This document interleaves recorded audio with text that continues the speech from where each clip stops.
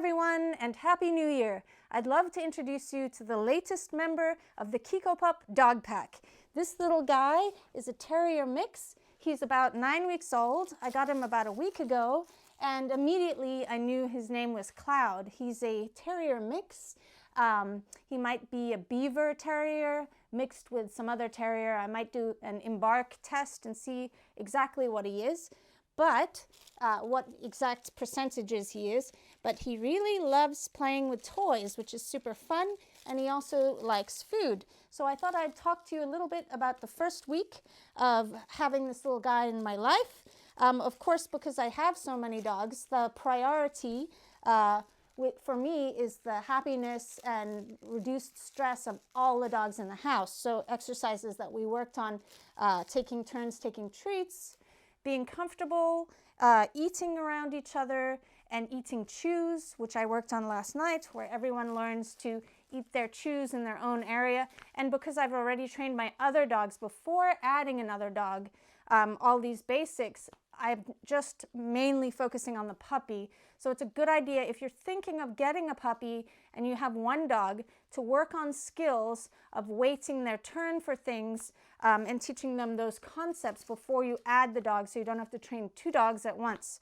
That makes it really, that really reduces the stress in everybody's life. My other dogs are trained to be okay behind the door of the training room or waiting their turn, but because this is a new pup, it's easier for them to be behind the door so I can concentrate and work on training this guy one-on-one and talking to you guys. Another thing that I did that you probably have seen in a couple of my videos is worked on building the reinforcement value of playing with toys immediately as I get my puppy, so they don't start thinking whatever they play with first is extremely exciting, like the edges of carpets or your shoelaces or your shoes. So my dad, he actually was sitting at the table and my little guy played with my dad's shoelaces, and then I said, try bringing a different pair of shoes and tuck the shoelaces in, and he completely didn't recognize them as the same thing. So a good idea is if the dog starts to show an interest in something like the corners of a small rug, just put it away for a couple of weeks if the dog has become really interested in that thing, and then build the value of these toys to play with. So you can see he really enjoys these toys. Another thing that we did was just the basics of being in a group. I don't remember if I mentioned it because I'm a little distracted with this guy. But so we worked on taking turns, taking treats, and settling while the other dogs do their training. So I have a little crate for him that he can go in, and I can feed him treats for watching the other dogs do stuff. So we've done that a lot, and he's really good at separation training. So I'll make a video on separation training tips, but very quickly, he was immediately very comfortable being left alone. So anytime that he felt like taking a nap and he was looking for a place to sleep and like settled in his little dog bed, then I would calmly pick him up, put him into his crate in the cushy bed, and sit next to the crate until he fell asleep. And then if he woke up and whined, I would just take him out. And what that did, and take him to the bathroom, and what that did is reinforce him for going to the crate to sleep. But a lot of people would worry that if the dog whines and you let them out, they will, pop-ups, they will learn to, oh, he's got it stuck in his teeth. They will learn to whine to get out of the crate. But if you're training your dog to like being in there, they're not going to whine anymore. So I just let them out when they whine. Or if I hear them waking, that's even better. So if you hear them rousing, just let the puppy out to go to the bathroom before he thinks to whine. So there, he was chewing on the curtain, and I recalled, can you see the curtain? Oh yeah. And I recalled him, but the curtain was stuck in his teeth. So I just unhooked his teeth from the curtain and didn't make a big deal about it, where a lot of people would be like, oh, you punished him for going and messing with the curtain. If your dog thinks hands on them, manipulating them is punishing and aversive, you need to work on that. So handling games and games to build your dog's trust and connection with you. And then if something happens, say they get something stuck in their mouth, like yesterday Bliss chewed on some wood and got some wood stuck between his teeth, I could open his mouth and you know, wrench that piece of wood out from between his teeth, and he didn't think it was some sort of intimidation game where without any prior husbandry or handling training or grooming training, the dogs can think you're doing something intimidating to them, and it can be punishing and aversive. So, okay, then, so we worked on building interest in toys, and also when I first got him, I noticed that he was being free-fed, which was amazing because he was very comfortable around food. He doesn't show any signs of resource guarding. Ow! You've got my finger in there. He doesn't show any signs of resource guarding, which is really lovely. But I noticed when I first got him, he was excited about the new treats. But then soon after eating a couple of them, after one training session, then for the next day, the training sessions, I would try to use food and he would just kind of put it in his mouth and then just toss it and play with it like it was a toy. So instead of trying to train anything, what I did was feed him his meals, and then times in between meals, I would work on the taking turns, taking treats, just handing out treats to everybody.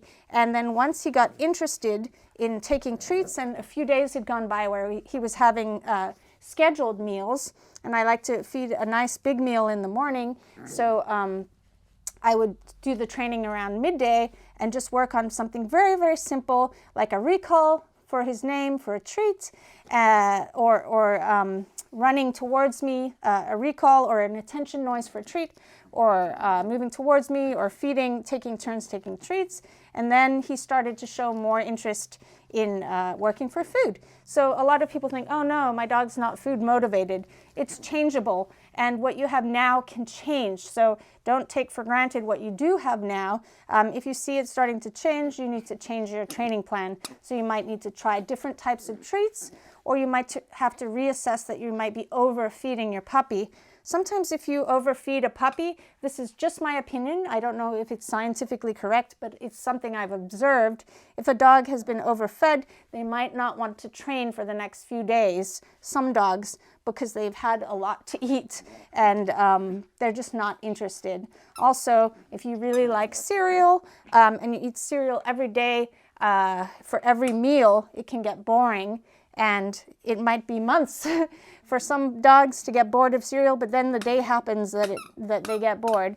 So Bliss started, my 6-month-old border collie. He started to get a little bored of the treats, and we switched it up, and he's amazing again. So it wasn't just that he was becoming disinterested in training, he was just not that interested in the treats that we had. Importantly, right at the beginning, when you get your pup around 8 to 12 weeks old, they chew a lot. They don't know to not chew on stuff. So it's important to watch them 100% of the time. Then, what I find with my own puppies is they get much better at not chewing on everything with training, and sometimes that can happen as quickly as in a week, so that they're focused on just chewing on their own things.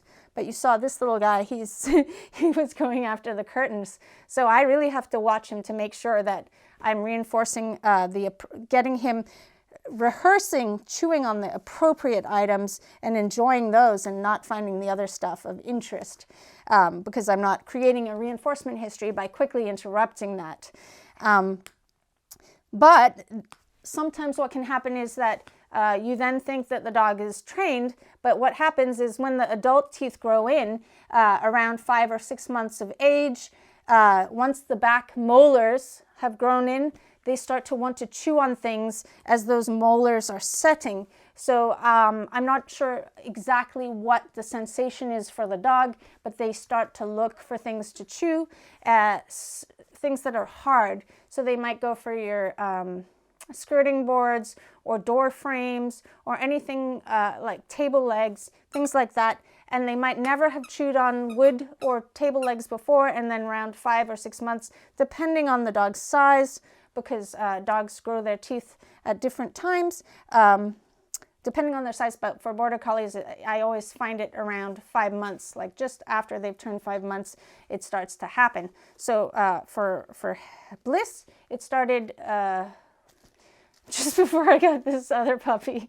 So basically, I'm having to watch a baby puppy and an adolescent, and making sure they don't chew on stuff. So I used to leave Bliss alone in the bedroom with the other dogs loose, all my 6 dogs loose in the bedroom, and that was great. But now that he's chewing on stuff, I've gone back to leaving him in a crate if I leave for an hour during a time that he might sleep, or leaving him in a pen or a room that I know is safe, that he's not going to chew on stuff.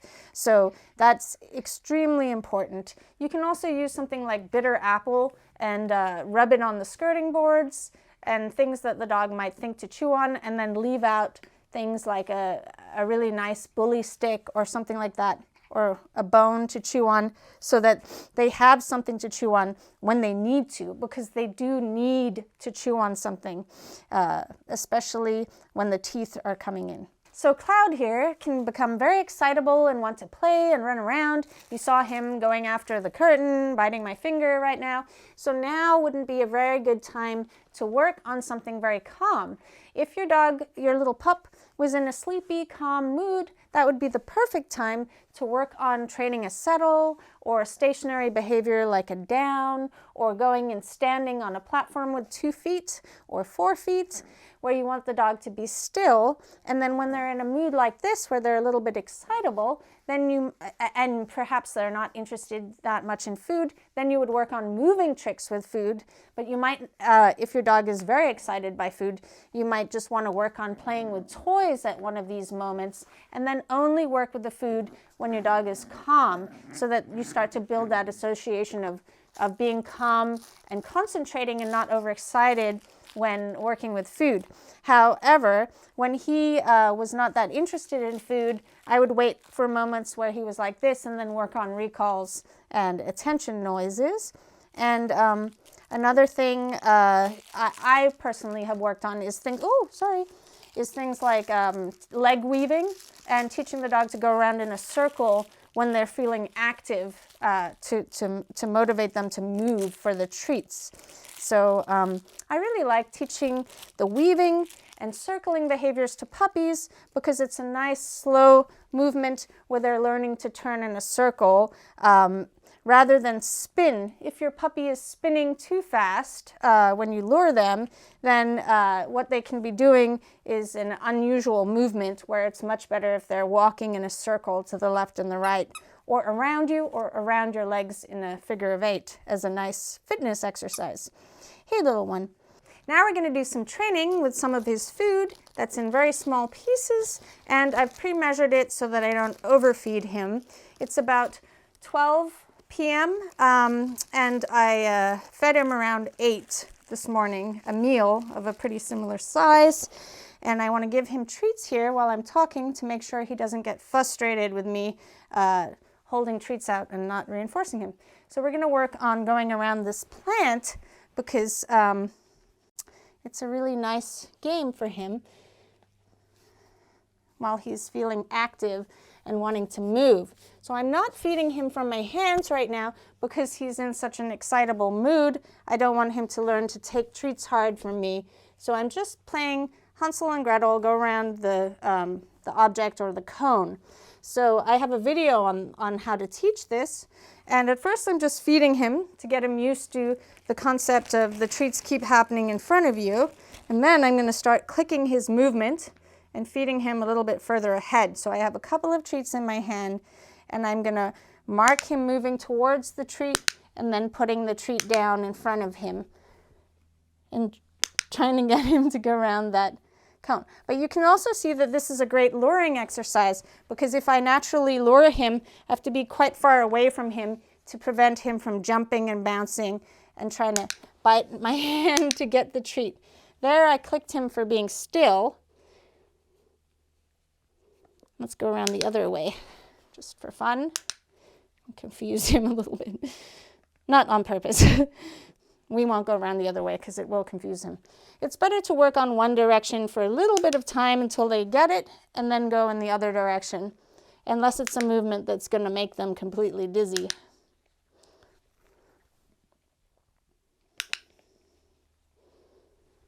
Good boy. Awesome. And you'll see his movements start to get more smooth and concentrated than the stutter start movement that started at the beginning. Okay, I got to reload with my hand with treats. Good boy, and give him one for waiting patiently. And now I'm going to do the game again where I feed him a treat and then mark him moving towards my hand. And you really want to make sure you're marking for walking or trotting or running towards your hand without jumping or biting in the air or doing some strange behavior. He might be hopping or something, you know, like a little rabbit.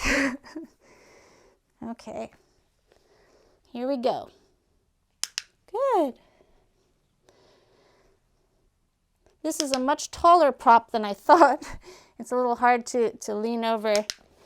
Woo, there he got my hand. So I need to be faster at moving my hand away and marking the moment he's moving towards it.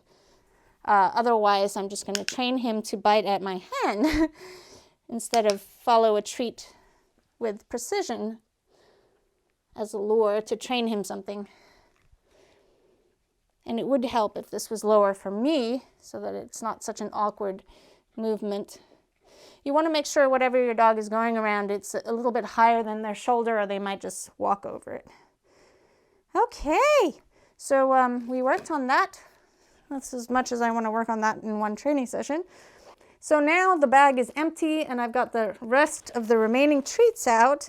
I think I'm going to work on some nose targeting, teaching him to touch my hand because most likely he might bite at it, but of course he touched it perfectly. So because there's treats on my hand and I'm holding them out, I'm going to mark that moment he goes to sniff my fingers. And I promise you I have not worked on this prior. I like to make a different signal than the luring gesture, so I lure like this or like this, and then for targeting with little dogs I do that and have two fingers that they touch. Good. You can also, if you have a dog that's biting at your fingers, mark them moving towards your hand before they go to bite it.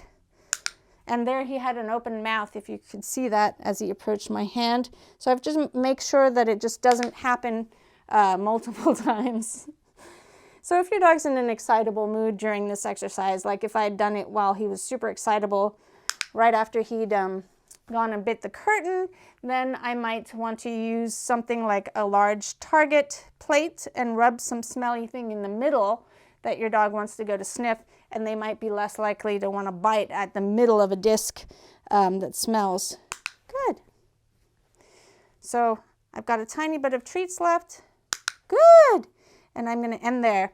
As you noticed, I didn't add any verbal cue because I wasn't sure if he was going to touch my hand. So if I kept saying touch, touch, touch, and he's not touching my outstretched fingers, then the cue is not going to mean very much. Okay, so now I'm just going to feed him the rest that's in my hand like that. And I like to teach dogs that once I've fed them all those treats, at the end of the training session, I show them that there's no more, and I say, all done. And he might not hear it right now, but he'll see that there's no more treats, all done. And then I'll say, let's go out, go pee, or go play with a toy or something. And that creates an end to the training session for those times where you've trained your dog to offer behavior for you. So there's no more treats. And then I could say, you know, take him out to the toilet or just say, okay, go play. And then he could play with his toys again if he wanted to, or get a drink of water. So you can always end a training session with dry treats by going, let's go get some water, and then they go drink some water and then go out to the bathroom. Okay, well, I hope you enjoyed this video. I'm super excited and happy to introduce this little guy. If you want to support my work, don't forget to like, comment, and subscribe to my channel. You can also become a supporting member of this channel by clicking the join button. See you later.